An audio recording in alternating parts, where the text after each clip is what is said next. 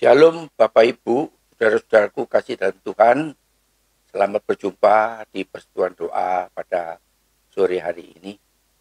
Kiranya kasih sukacita dan kesejahteraan menyertai kita semua. Sebelum kita memulai kebaktian ini, mari kita sama-sama memuji Tuhan dengan pujikan lagu 218 dari KPPK. Tuhan selalu sepanjang jalan hidup, meski lemah imanku, ku bersandar Tuhanku, sampai akhir hidupku, ku bersandar Tuhanku. Dengan berani ku tempuh, karena sadar Tuhanku. Oh, Roh Kudus menerangi hatiku, pimpin ke jalan benar. Ku bersandar Tuhanku, sampai akhir hidupku, ku bersandar Tuhanku.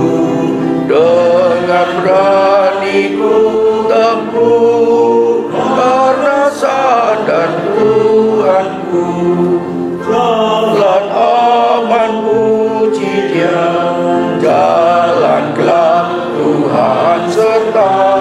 Saat bahaya datang, ku bersandar Tuhanku, sampai akhir hidupku, ku bersandar Tuhanku. Dengan berani ku tempuh, karena sadar Tuhanku. Mari kita masuk dalam doa. Bapa di surga, kami bersyukur dan terima kasih kepadamu yang sudah memelihara hidup kami sampai saat ini. Walau badai silih berganti dalam kehidupan kami, seringkali kami goyah, seringkali kami goncang iman kepercayaan kami. Tapi puji Tuhan, Tuhan tidak melepaskan kami. Tuhan menyertai kami.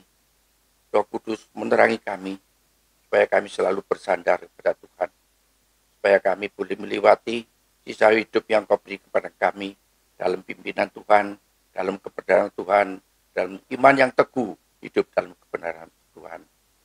Supaya kami jatuh dalam dosa, terbaru hidup kami dengan kasih-Mu, dengan pimpinan-Mu, supaya kami hidup kudus untuk menyenangkan Tuhan.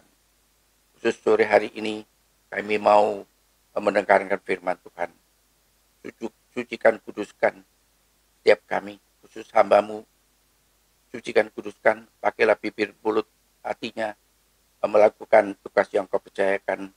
Biar firman disampaikan bagi berkat, bagi kita semua, bagi hamba Tuhan yang menyampaikan. Berkati kami semua. Bicaralah kepada kami, hamba-Mu siap mendengar. Di dalam nama Yesus, kami sudah berdoa dalam syukur. Amin. Mengatakan setia kepada Tuhan pada waktu aman, cinta bersemi, sehat, dalam kecubukan, mudah.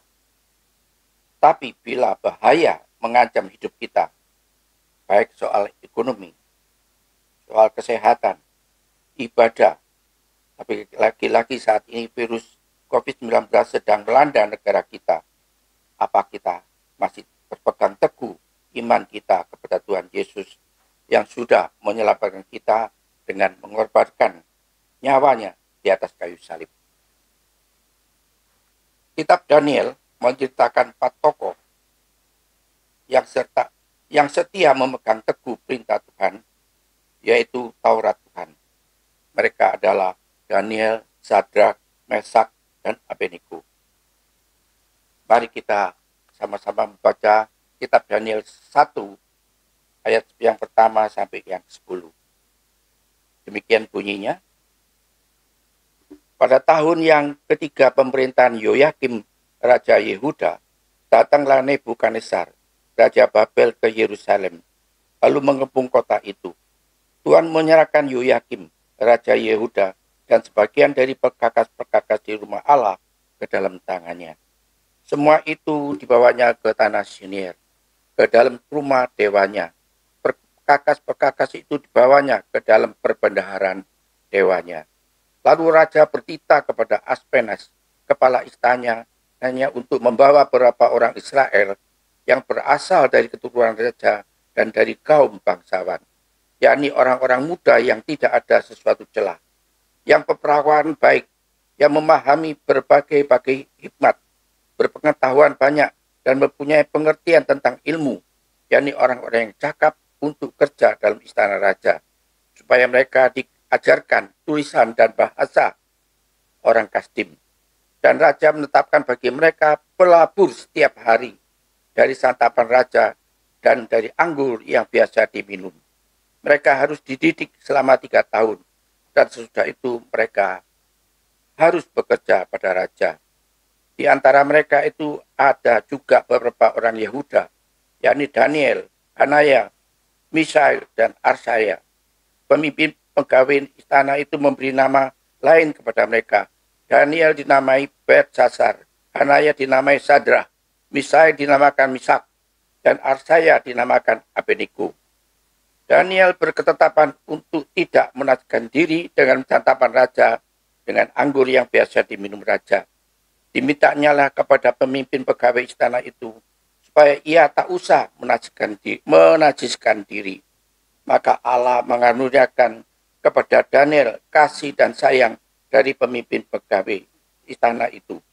Tapi berkatalah pemimpin pegawai istana itu kepada Daniel, "Aku takut kalau Tuanku Raja yang telah menetapkan makanan dan minuman berpendapat bahwa kamu kelihatan kurang sehat daripada orang-orang muda lain yang sebaya dengan kamu, sehingga karena aku yang bersalah oleh Raja."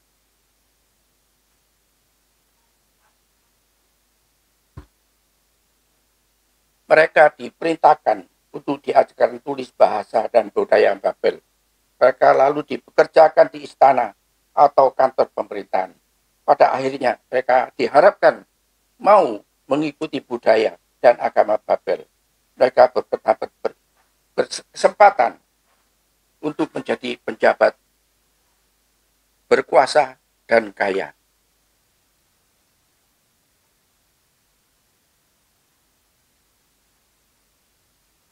Tetapi Daniel, Sadrah, Mesak, dan Abednego, karena mereka tetap memegang teguh perintah ketentuan Taurat, tidak makan santapan raja dan anggur yang biasa diminum raja, sebab mereka takut menajiskan diri, tidak menyembah patung dewa orang Babel, patung raja, karena mereka teguh taat perintah Tuhan. Mereka berani menolak perintah raja karena iman.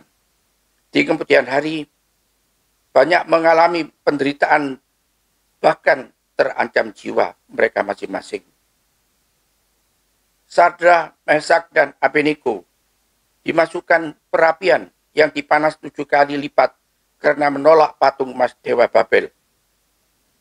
Daniel dimasukkan gua singa karena menolak menyembah raja.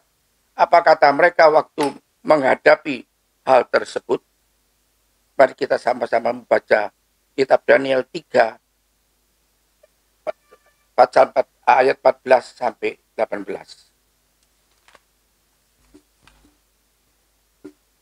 14 sampai 18. Demikian bunyinya.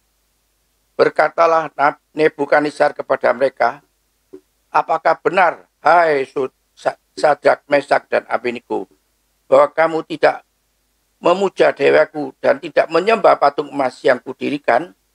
Sekarang jika kamu bersedia, demi kamu mendengar bunyi sangkakala, seruling, kecapi, rebah, gambus, serdam, dan berbagai-bagai jenis berbunyi-bunyian, sujudlah, menyembah patung yang kubuat itu. Tapi jika kamu tidak menyembah, kamu akan dicampakkan juga ke dalam perapian yang menyala-nyala.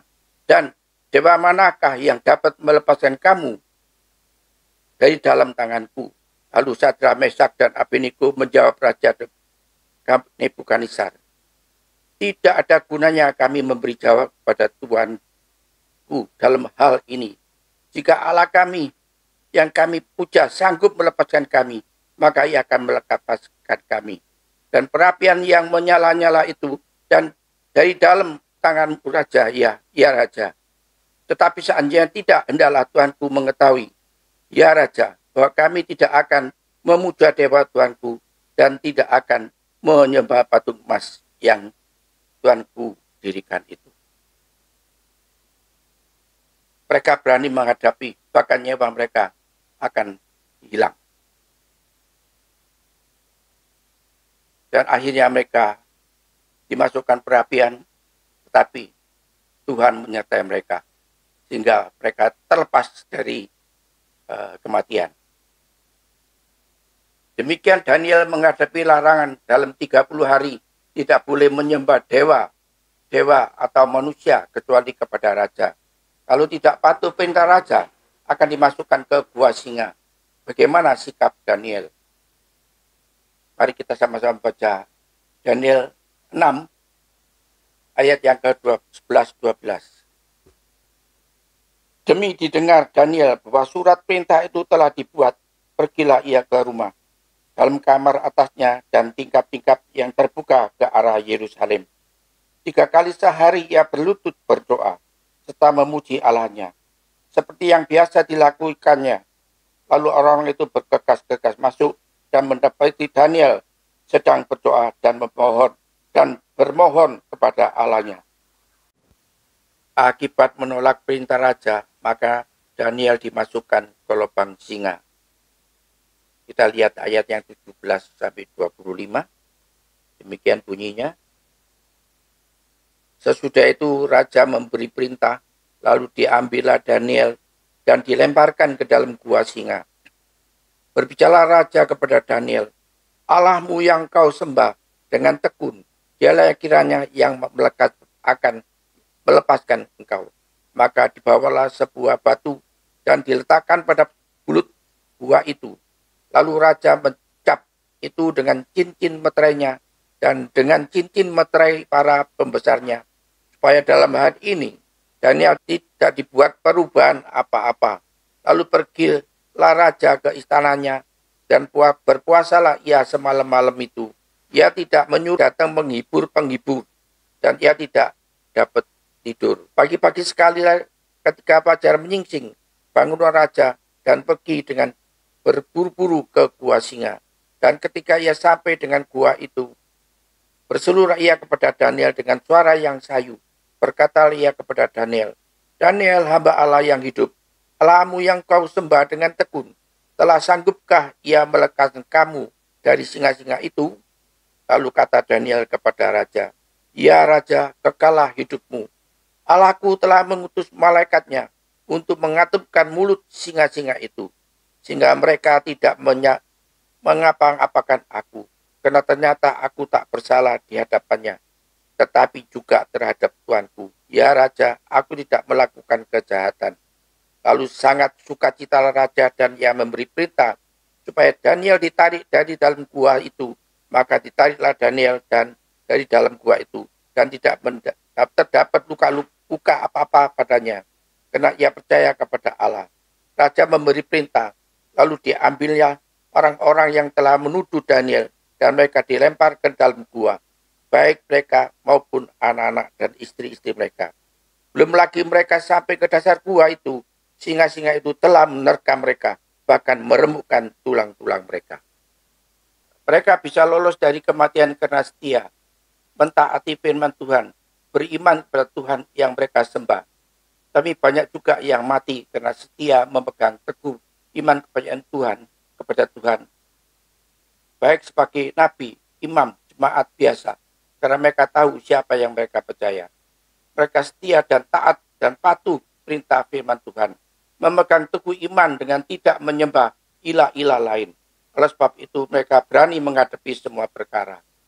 Bagaimana dengan kita yang saat ini menghadapi COVID-19 yang sudah banyak merenggut jiwa manusia, yang tak bisa diprediksi kapan selesai, membuat kita takut, khawatir, bahkan putus asa menghadapi masa depan. Bahkan ada yang bunuh diri karena depresi. Belum lagi soal ekonomi, pekerjaan, soal sekolah anak-anak kita. Lebih-lebih ajaran sesat mulai mewabah yang akan membelok iman kepercayaan kita kepada Tuhan yang sudah menyelamatkan kita. Apakah tindakan kita untuk menghadapi itu semua? Daniel, Sadrak, Meshach, dan Abednego sudah memberi teladan kepada kita. Kalau mereka bisa, kita pasti bisa. Asal kita punya hidup seperti mereka. Satu, hidup kudus dengan taat dan patuh teguh, hidup dalam kebenaran. Tidak menajiskan diri. Taat hukum firman Tuhan. Mazmur 119:5-6. Di sana dikatakan, firman Tuhan adalah pelita kakiku dan jalanku. Dan firman-Nya akan memberi keselamatan kepada kita. Yang akan memberi hidup kepada yang kekal. Kalau kita masih hidup dalam perbuatan daging, bacalah Galatia 5:19-21. Kita akan binasa. Sebab itu kita harus hidup kudus sesuai firman Tuhan. Bacalah firman dengan teratur, simpan dalam hati kita, dan cernakkan dalam kehidupan kita, maka kita bisa hidup kudus. 2. Iman yang teguh. Walau penderitaan silih berganti menerpa hidup kita, kalau kita tetap teguh beriman kepada Tuhan yang sudah menyelamatkan kita, maka kita akan hidup. Mari kita sama-sama melihat kitab Roma pasal 1 ayat 17. Sebab di dalamnya nyata kebenaran Allah yang bertolak dari iman dan memimpin kepada iman. Seperti ada tertulis, orang benar akan hidup oleh iman. Sebab itu kita tidak usah takut menghadapi segala masalah. Ketiga, senantiasa berdoa dalam segala keadaan. Seperti Daniel tetap berdoa walaupun ada larangan. Mari kita sama-sama melihat firman Tuhan, Kolose 4 ayat 2. Bertekunan dalam doa dan dalam pada itu berjaga-jagalah sambil mengucap syukur. Menyerahkan segala perkara kepada Tuhan, biar Tuhan yang bertindak. Demikian kita seharusnya sebagai anak-anak tebusan Tuhan selalu bersekutu dengan Tuhan. Tanpa Tuhan kita tidak dapat buat apa-apa. Oleh sebab itu kita harus hidup sesuai firman Tuhan. Mohon Tuhan terus memperbarui hidup kita. Taat perintahnya, hidup kudus, teguh dalam iman, selalu bersekutu dengan Tuhan. Biar Tuhan yang bertindak, maka kita akan melewati dunia yang fana ini sampai akhir hidup kita dalam pimpinan Tuhan. Melalui hidup kita, nama Tuhan dipuji, dimuliakan. Kiranya Tuhan yang Maha Kudus, Maha Kuasa, dan Maha Kasih menyertai kita, memelihara iman kita, semua sampai akhir hidup kita. Amin. Bapa, terima kasih, walaupun hamba-Mu terbatas untuk menyampaikan kebenaran firman-Mu. Kami mohon Roh Kudus yang mencurahkan, yang beri penerangan pada kami, supaya kami boleh meneladani hidup Daniel, Sadrak, Meshach, Abednego. Hidup kudus, menolak kejahatan, iman yang teguh, berani menghadapi segala masalah. Sebab mereka tahu siapa yang percaya, Tuhan mereka percaya. Biarlah tetap kami selalu berdoa pada Tuhan, menyerahkan kehidupan kami kepada Tuhan, biar Kau bertindak. Sebab itu kami mohon zaman Tuhan, darah-Mu yang kudus menyucikan, membarui hidup kami. Makin hari makin benar hidup dalam kebenaran Tuhan. Perbarui hidup kami Tuhan. Tolonglah Tuhan, bela sisa hidup ini dalam pimpinan Tuhan, suci kudus sampai akhir hayat kami. Melalui hidup kami, nama Tuhan dipuji, dimuliakan. Berkati anak-anak-Mu Tuhan, berkati jemaat-Mu Immanuel. Segala puji, hormat, kemuliaan hanya bagi nama-Mu. Amin. Saya akan memimpin doa dan Bapak Ibu bisa juga berdoa dari rumah. Mari kita berdoa. Tuhan Yesus, kami bersyukur sore hari ini kembali diberikan kesempatan untuk kami boleh berdoa bagi jemaat Tuhan yang masih mengalami kelemahan tubuh ataupun dalam proses kesembuhan. Kami terus berdoa untuk Bapak Chandra Surya Ibu Suprapti, proses kesembuhan Bapak Heri Cahyanto. Teringat untuk Ibu Yuli, adik daripada Ibu Toto. Bapak Edi Suhartono, Jemaat Pos PI Donomulyo. Kami juga terus berdoa untuk proses kesembuhan Ibu Isa. Kami juga berdoa untuk Bapak Adi Gunawan, ataupun jemaat-jemaat yang lainnya yang kami tidak bisa sebut satu persatu. Ketika mereka mengalami kelemahan tubuh, biarlah Tuhan Kau yang berkarya dalam kehidupan mereka. Tuhan Kau yang mampu menyembuhkan, Engkau ya juga yang mampu memulihkan. Memberkati mereka dengan sukacita, memberkati mereka juga dengan kesehatan yang total yang daripada Engkau. Kami juga teringat untuk jemaat-jemaat yang lainnya, yang hari ini mungkin bergumul untuk kehidupan mereka hari lepas hari. Tuhan, Kau menyediakan segala sesuatu yang dibutuhkan, mencukupkan segala kebutuhan kehidupan mereka, dan biarlah mereka juga akan terus diteguhkan imannya, walaupun dalam masa-masa sulit, terus berharap dan berserah hanya kepada Tuhan saja. Tuhan juga memberikan kesehatan bagi mereka semuanya, sehingga bisa melakukan segala aktivitas dengan kekuatan yang daripada Engkau.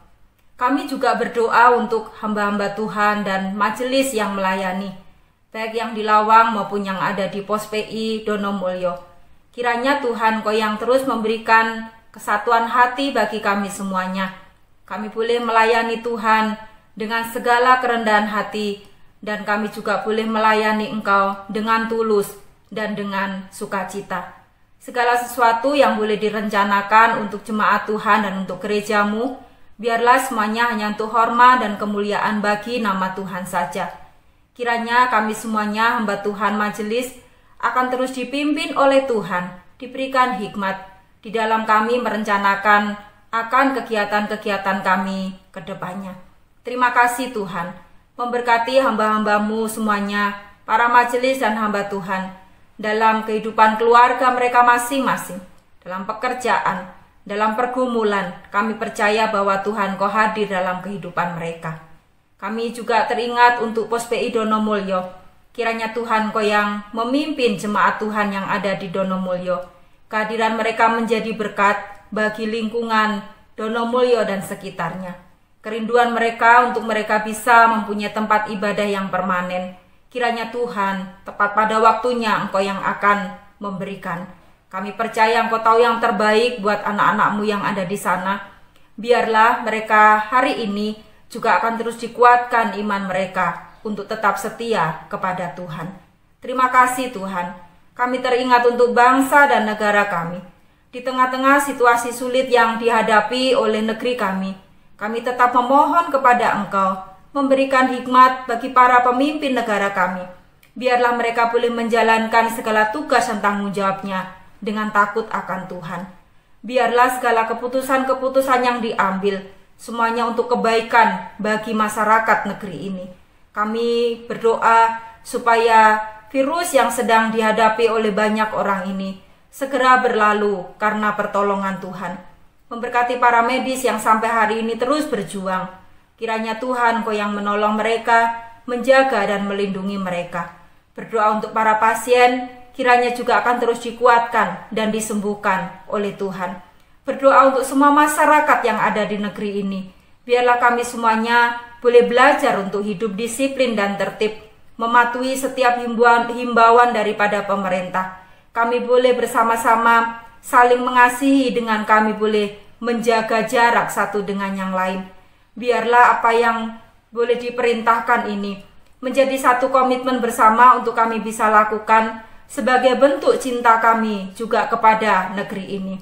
Terima kasih Tuhan, kami menyerahkan bangsa kami hanya kepada Engkau. Kami percaya Engkau mampu memulihkan negeri kami dari segala pergumulan-pergumulan yang sedang dihadapi. Kami percaya bahwa Engkau mengasihi akan bangsa ini. Terima kasih Tuhan, kami menyerahkan bangsa kami hanya kepada Engkau. Bapak Ibu yang dikasihi Tuhan, saya memberikan kesempatan untuk kita bisa ambil waktu sejenak menaikkan doa pribadi di hadapan Tuhan.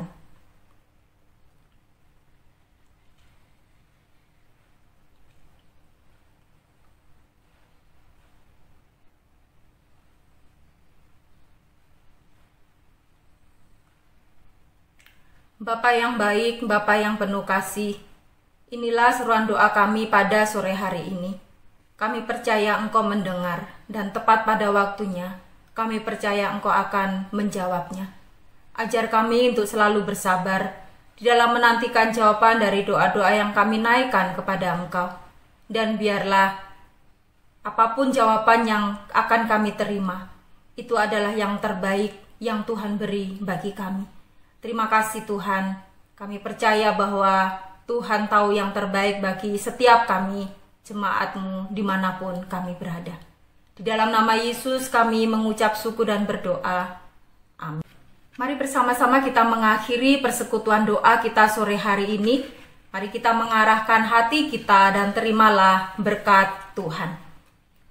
Berkat kasih karunia dari Allah Bapa, damai sejahtera dari Yesus Kristus, dan persekutuan Roh Kudus, kiranya menyertai kita mulai hari ini dan sampai selama-lamanya. Kita tetap menjadi orang-orang yang setia kepada Dia, Sang Juru Selamat kita. Amin. Selamat sore, Tuhan memberkati. Kiranya dimanapun Bapak Ibu berada, akan tetap berkomitmen untuk mengikut Yesus selama-lamanya. Terima kasih, Tuhan beserta.